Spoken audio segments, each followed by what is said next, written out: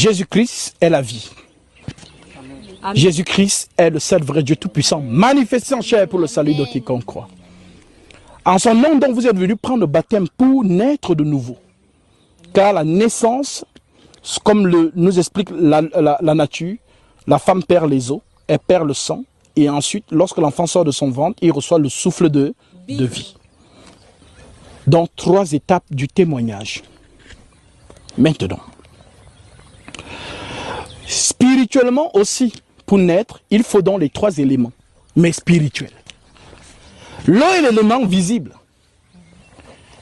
Car la seule chose qu'on n'explique pas sa création dans les Saintes Écritures, c'est l'eau. L'eau n'a pas été créée. Mais on nous dit, l'Esprit de Dieu se mouvait au-dessus. Alors quand les gens essaient de se représenter cette image dans leur esprit, l'Esprit de Dieu se mouvait au-dessus des yeux. Mais comment? Déjà mouvoir comment? Pourtant, on leur a montré ça, mais ils n'ont pas compris. Ils ont vu Jésus marcher sur l'eau. C'est lui, l'Esprit de Dieu, qui marche, donc qui se met au-dessus des eaux. Parce que l'eau, c'est la vie. Nous tous, nous sortons de l'eau.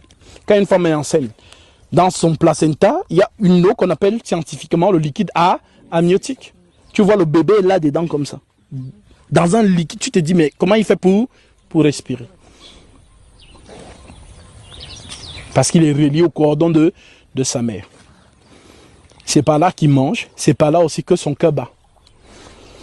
Mais une fois qu'il naît, il faut que l'oxygène vienne valider sa naissance.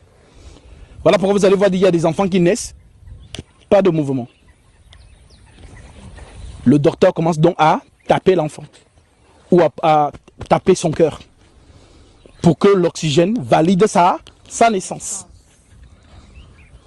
C'est donc ainsi, si vous l'avez compris, on dit donc que quand Jésus est venu, il est venu avec l'eau et avec le sang, symbole de la naissance.